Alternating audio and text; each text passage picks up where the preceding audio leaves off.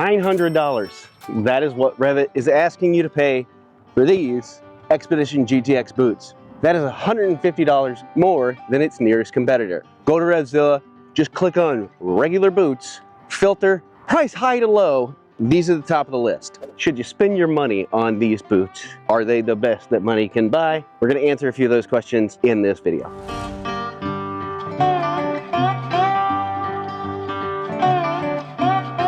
When I knew I was gonna buy this bike, and I knew I was going to do ADV, I started looking for gear, as one does. You make your shopping list and your wish list. I wanted to see what the best out there was. REV'IT's one of those brands that is at the top of the top, at least in my opinion. It's no surprise when I was looking for ADV boots that I found these Expedition GTX. I immediately put them on my wish list because the prices are redonkulous. So I knew I was not going to be able to afford it anytime soon. Now, thankfully, and this is the disclaimer, a year ago, we were offered some dirt gear. They sent us a request form for all this stuff, and I did a Hail Mary pass and asked for these boots. As my grandma always said, you can always ask and they can always say no. Luckily, they said yes. So I didn't pay for them, but I have no obligation to make a video. They in fact didn't know I was going to make this video until the other day I reached out to them in regards to some of the things I had questions about for these boots. My opinions are my own. I do think that they're the best boots I've ever owned. I don't think that I would spend $900 on them. That, I mean, we're bearing the lead right there. However, that is for me personally. So let's talk about what makes these boots $900.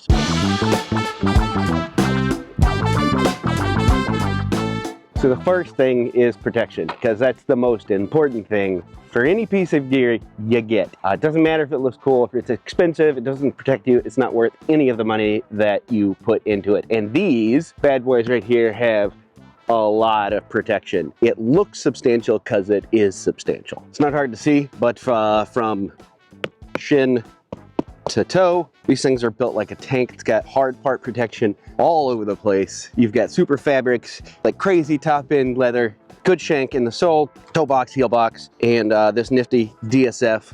That is the dynamic support frame. Goes from back of your calf all the way down to your arch. These things are covered in protection. Speaking of the DSF system, this is one of my favorites, but if you're not familiar with it, it allows movement this way, but not this way. And this one's one of the most all-encompassing ones I've ever seen. Like I said, it comes from all the way here, and it's got like padding and stuff on the back end, so where you interface from, but it goes all the way down, hinge here, and then all the way to the arch of your foot. It locks you in. Between all of those pieces, I'd say probably about like 65% of this boot is covered in some sort of armor. I've never in my life ridden with a boot that feels as protective as this looks. All right, look, the bottom line with boots and any protective gear is it going to protect you? In the case of a bike like this and going in places that I go, feeling protected and being protected should be one and the same, because if you feel protected, you're gonna feel invincible. Look, I've snapped off branches at 45 miles an hour. I've been snipped at by snakes. I've taken these things through rivers, wading through them, walked around camps, restaurants, and every single time that I put these on, it's like I turn invincible mode on. I feel protected. That's important. But also important is if you are protected. Like I said, snapping branches and limbs off at 45 miles an hour, it's a pretty good way to fracture your shin. They feel good, they are good. That doesn't mean that you are invincible. Every boot has its limits. I just feel like I haven't met those limits as of yet. Now, protection doesn't mean anything if they're not comfortable to wear, and I mean this sincerely and wholeheartedly. These are the most comfortable boots I've ever worn. True story, when I got them into the shop, I immediately took them out of the box, put them on, and then started walking around the shop. They felt broken in without feeling worn out. They felt like they were made to fit my feet and walk. Now, that comfort is likely due to the materials that they've decided to use and some of the construction practices that they have with this boot. As rugged as it looks, the inside is supremely comfortable. The touch materials are nice and soft, yet supple and tough. They use foam everywhere they can to make the interface comfortable. They're soft, pliable materials where it interfaces with your calf. There's sea-soft protection on the tongue. There's protection and foam all in the inside of the inner boot, which is another comfort item. The outer shell is separated by the inner boot. So this thing is very comfortable. That boot on the inside is what's interfacing with your leg. This is holding it tight and snug. So all the comfort that's in here is translating to the rest of your foot. Now, while all the touch materials and the types of materials that you've chosen play a large part in that comfort, I personally think the big thing here contributing to comfort is the BOA system. If you've never seen BOA, it is the way to go. This came from the snowboarding world, I believe, snowboarding and skiing. They've used these to lash down from day one till right now, 15,000 miles and 1 year later. This boot fits me perfectly every single time that I put it on and wrench these down. In combination with that is this massive flap with a huge Velcro area so that you can get this as snug as you need it. I have been wearing these nonstop for a year and they feel exactly the same as when I pulled them out of the box. I will be hard pressed to ever buy a boot without BOA involved. Buckles, you can never, it's like you can never get it the same way twice. All right, so this one is going to be purely conjecture because I don't know what they were thinking when they designed it, but I think a large part of why I love these boots so much is the design philosophy that I see them having used to design these boots. Now, in the world of ADV, which is different than the dirt world, your needs are completely different. But in the world of ADV boots, most boots start their life out as a touring boot and they add some dirt features to it. I think the key to the success of these boots, at least in my application, is that these are more closely related to motocross boots. Instead of going ADV up, they went dirt down. So these things are closely related to, say, Alpine Star's Tech 10s in construction, design, and features. But with the added bonus of having Gore-Tex all over, supremely great water protection. In fact, I've waded through rivers plenty of times in these, and if any water gets in, it's likely up here at the interface because I wear in boot pants, and we'll get to that in a moment. And then they add this sole. Now, they use a Vibram sole, pretty well known in the industry of footwear for their like hiking and utility. It's got an ortholite insole, so it's supremely comfortable here. All the super fabrics and stuff like that, the rubber, the shift pad, the inner leather up here where it's going to interface with the bike. All of these features kind of come from the ADV world, but the overall design, if you were to put this next to, say, Alpine Stars or Leat or anything like that, you're gonna notice the silhouette is almost identical, and the feature set is almost identical, if not even a little bit better. And I think that's the secret to the success of these boots. You've all experienced this when you put on a piece of gear and you go, oh, the people who design this don't do the thing that I'm about to do because this doesn't feel right. It's the design philosophy of like purpose-built gear feels right in that situation.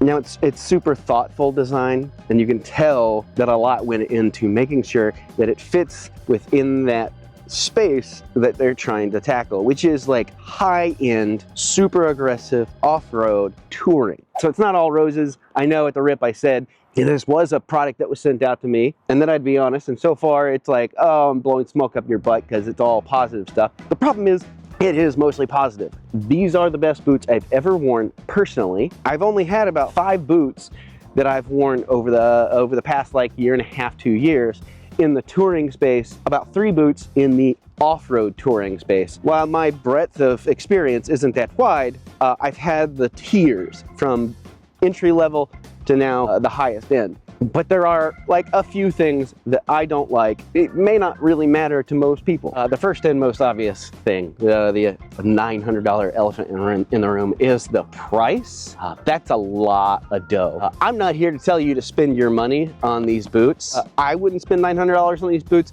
but there is a caveat to that. We'll get to that in a minute. If you're searching for ADV gear and you see a price tag of $900, you're probably just going to breeze past it. Most people are, and that's because $900 is hard to budget for most people. But I don't think that's who this is for. If you're doing adventure touring and your budget for gear is like $1,200 to $1,400, don't buy these. Don't blow your wad on just one item. Be smart about it. Find the best stuff that you can within your price range. And be intelligent. Take shortcuts where you can and get the good stuff when needed. If your budget though is $900 for a pair of boots, 100%. There is a very few other boots I've ever seen that have all the features for adventure touring. I keep saying that, and that's an important distinction. These are ADV boots that can handle dirt. I've done flat track training on these things, and I was worried about them because they're ADV boots. They're fine. They're basically dirt bike boots, but with a different sole. And that is where things get kind of murky. $900 for a pair of ADV boots is crazy. The next set of ADV boots that you can get goes farther below than the next competitor to this. You're talking about in the $650 range for ADV specific boots. You can get enduro boots, which are motocross boots with a lugged sole. But dirt bike boots have a very specific use, and if you're going to be doing almost all off-road or really aggressive off-road or trail riding, single track and stuff like that, then these aren't going to be for you. These are going to be for the people who are taking trips across the country, who are going into the Forest Service roads and the 2-tracks and stuff like that, and spending a lot of time riding around in these boots, getting on and off. They are substantially protective, but also immensely comfortable. I've said it a couple of times now, these are the best boots I've ever ridden in, but I would have a hard time spending my money on these boots unless they were specifically in my budget for boots. I mean, there was a reason why they were in my wish list and not my cart. They were maybe one day I won't be broke and I can get them. I got a stroke of luck and now I have them. So what are my major issues with them? This is a me thing. As I've said before, I'm shaped weird.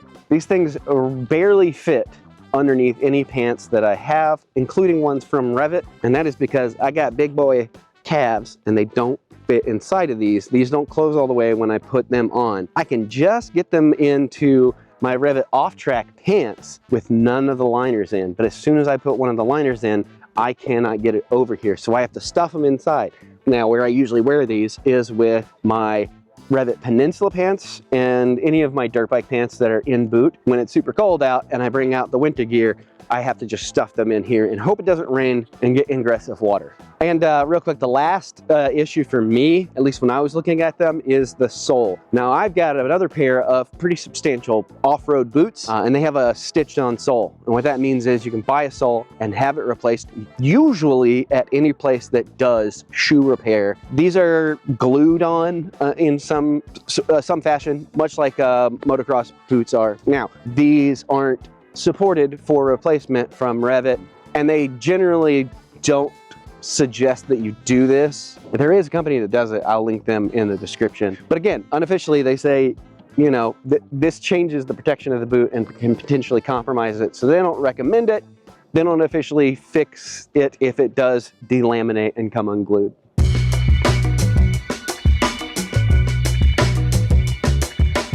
All right, so like, what does all that mean? Like, am I telling you that don't buy these? No. I can't tell you whether or not $900 is within reason for you. You're the one that's got to figure that out. I'm just saying that in my experience, these are the best boots that I've ever worn. And if I had a $900 boot budget, no hesitation, would buy these, absolutely. And I've kept them in my wish list on Revzilla just in case.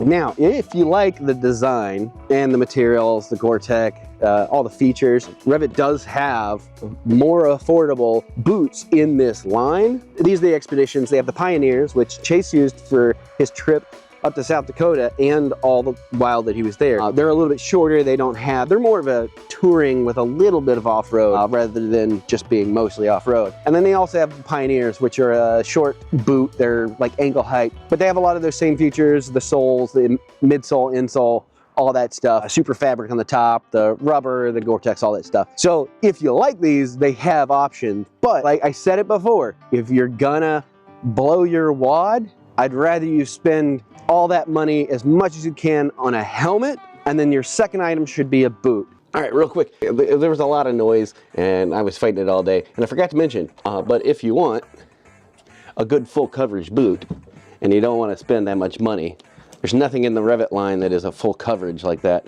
But these guys, they're the Forma Terra Evo. I've had these for just as long as I've had, or even longer than the REV'ITs, and I absolutely love these. They're not as comfortable, but they're by no means uncomfortable.